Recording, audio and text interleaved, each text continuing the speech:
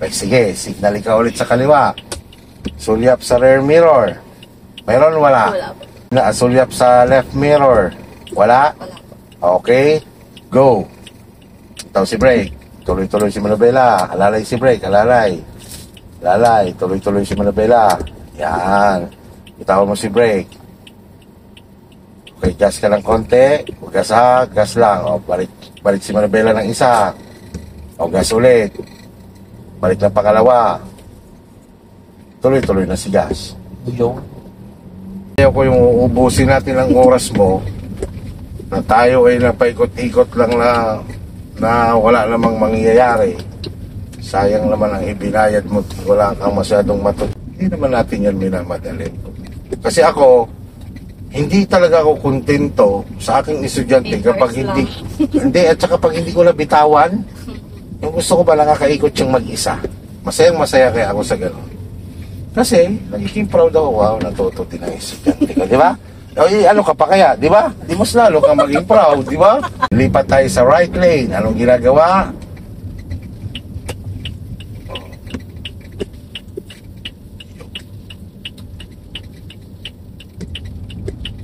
Kulang lang ng konting speed, ano? Pagka nilipat, sige lang, normal lang yan. Speed na ikaw. Yan. Sa hanggang 40, pwede ka tumakbo dito. 40 km per hour. Yan, may nakaharang sa linya natin. O, ano daw rin ka, o alalay sa brake, signal sa kaliwa. Sulyap sa kaliwa, wala meron. Wala, pasok sa kaliwa. Sige, o, konti lang. Konti lang, o balik sa 12 o'clock position. 12 o'clock, sige, balik sa 12 o'clock. Signal ulit ikaw sa kanan. Balik sa 12 o'clock. Yan. Pag nandiyan ka na, adjust ka sa 11. Yan, bago balik ulit sa 12. Patay si signal light and then stop ikaw. Challenge tayo, umikot ka lang hindi ako na-imake. Ha? Alam mo lang gagawin mo, sige nga. Basta yung mga safety procedure na tinuro ko sa'yo bago ka umikot, harap at likod.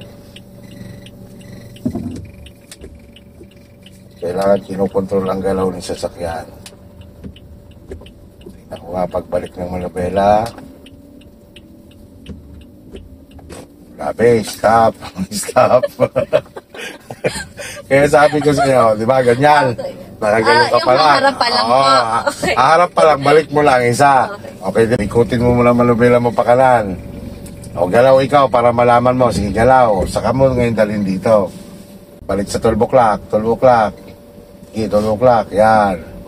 Pasok ka muna bago ka mag-adjust sa 11. Yan. Sige. Subukan natin ulit sa dulo. Ha? Sige. Okay, ang pagsisignal, it's about 30 meters or 100 meters. Ha? Kapag ganito namang wala masyadong kasabay, mabagal ang takbuhan, okay lang 30 meters. Signal na ikaw. Kanan. Yan. Pasampahan yan, yan lang. Bitaw-bitaw lang sa brake hanggang lumapit ka doon sa rotonda. Huwag kang lalagpas agad sa rotonda. Huwag mong subukan. Masisira ang buhay mo. Okay, yan lang. Mag-observe ka muna. Ikaw yung titigil. Yan. Okay, go. Kanan. Yan. Okay, balik ang manubela. Balik. Tuwid si manubela. Yan. Stay ka lang dyan sa lane. Relax. Woohoo! Andito na lang sa bypass! Huwag kang lalabas ng linya. Huwag mong subukan. Masisira ang buhay mo. Yan. Relax lang ang kamay. Ganyan lang takbo muna. Huwag mo intindihin ang init ng iba. Basta mag-focus ka sa ginagawa mo. Sulyap sa side mirror. Tingnan mo kung pasok ka pa nga lang ngayong linya. Yan. Pit natin na 40 lang. Basta huwag mo masyadong likutin ang iyong mga kamay sa manubela. Basta pag diretso na, pigil na siya. Okay, rumble strip, slow down. Signal sa right. Stay on your lane ka lang. Adjust lang bahagya. Tampi lang, bitaw. Okay, tingin lang sa kalsada. Ang pagdadrive ay hindi pabilisan, kundi paingatan. Sulyap-sulyap lang. Huwag kang tititig talaga sa iyong side mirror. Sulyap-sulyap lang. Pa-downhill at medyo curve, o bitaw lang sa gas, nakaabang lang ang paa kay brake. Yan. So, tingnan mo lang ang hugis ng kalsada ay siya ring pihit ni Manibela. Umagal, balik ka ulit sa dampi sa gas. Basta huwag kang titingin dyan sa kasalubong mo. Hindi mo naman sila kilala. Ba't mo kaya kung tititigan? Sabi ko nga sa estudyante, ba't ka ka natitig doon sa driver ng jeep? Kilala mo ka? Hindi ho. Dapat yan ang pakiramdam. Yan, ganun yan ang driver. Ang mata igala. Kung ano nakikita ng mata, dapat ina-action na ng kamay at paa. Diba? Ramdam mo, nabilis siya. Hindi ka naman nagagas. Yan, nakabang ang paa mo kay brake. Ganyan. Kukontrolin mo kasi yung bilis niya. Belta mo, hindi ka naman nagagas, pero oo, umaabot siya ng almost 60. Ay, ang nire-require ko lang ay 40. Alalayan mo siya na brake. Slow down at curve. Hindi porket maluwag, eh, ikaw ay basta maintain the speed pa rin. Kung ano lang yung kaya mo lang itakbo. O, balik lang sa gas. Dampi lang, huwag magigigil. Yun lang yan. Para lang tayo naglalaro dyan. Yun nga lang, ito ang laro na totoo. Ha? Hindi ka tulad ng computer games. Dito, walang rewind. Signal sa kanan. Huwag ka muna pupunta sa kanan. Wala pa siminto. Yan, dito. Ganyan. Mga kabigman, ano? Isang zero knowledge. No? Mabilis na toto dahil pinakinggan niya tayo ng mabuti. In the same time, nanonood ng ating mga videos, no? Kaya ito, ina-apply niya. Isang zero knowledge na estudyante sa mga automatic na sasakyan, si Ma'am Karen. Wow!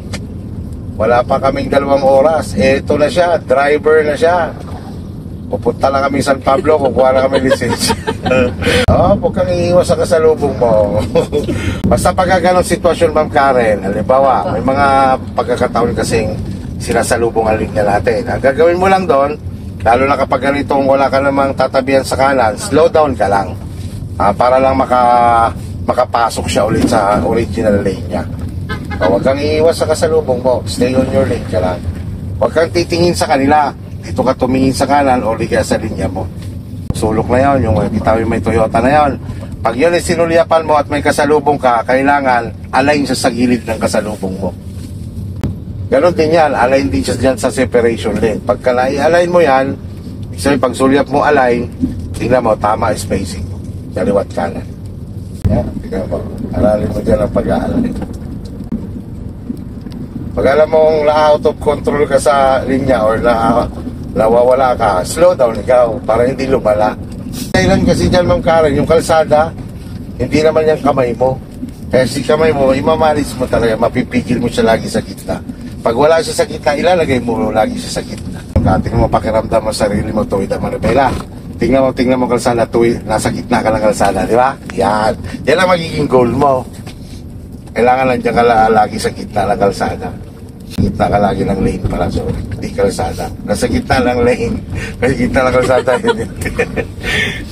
Okay? Huwag ka lalabas, masisira ang buhay mo dyan.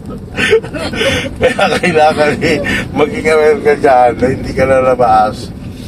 Lalo na pag mabibilis na ang kasabay mo. Kaya may madadaanan tayo dyan al downhill. Ang gagawin mo, apakan mo si gas hanggang 140 kasi downhill yun. Hindi, joke lang. Siyempre, pag downhill, ang paa mo na tayo brake lang, no? Hindi tayo pwedeng mag-gas. Mamaya lang, downhill tayo dyan. Ay, di, biritin mo ako. Okay? Maintindihan. Hindi, joke lang. Siyempre tayo nagpapatawa lang, pangpalis ng kabayan eh. Yung tawa, basta yung focus, nandyan pa rin. Huwag ka titikit, huwag mong subukan. Isang sasakyan ang pagitan. Yan. Pag ganyang malapit ang kapwa mo motorista sa unahan, huwag kang tatambay kay gas kundi kay brake lang, no? Okay, ngayon, lilipat tayo dyan sa left lane. So, lihat mo na ikaw sa kaliwa. Signal ka sa kaliwa. Okay, wala na. Level o'clock lang ang kabig, ha? Sige. Yan. Speed up na konti. O, sa 12 o'clock, patay signal light. Yan. Okay ang paa niyan. Ay, sa brake, bitaw. Pag nabilis, alalay. Pag pumagal, bitaw. Walang na dapat dinadala sa accelerator. Ano? Yung hindi natin kailangan mag-engine brake kasi dalawa lang naman tayo. Hindi naman tayo loaded. At the same time, slight downhill lang naman siya. Pero just in case na maka-encounter ka, ang paggamit nito, pag gusto mo mag-engine brake, kailangan akma ang speed sa paglilipat ng gear. Kung halimbawa dadalhin mo siya sa third, kakabigin mo siya sa drive 3, dapat ang speed mo ganyan, in between ng 40 at 20. No? O di kaya 40, okay lang kasi third gear. Gusto mo naman siyang dalhin sa drive 2, kailangan nasa 20 ang speed mo. No? Hindi yung ang takbo mo ay 40, 45, 50, bigla mong nilipat sa second gear. Posibleng masira ang transmission mo. No? At the same time, kaya sinabi ko, pag halimbawa bumagal, bumibitaw ka sa brake, hindi rin pwedeng binababaran si brake. No?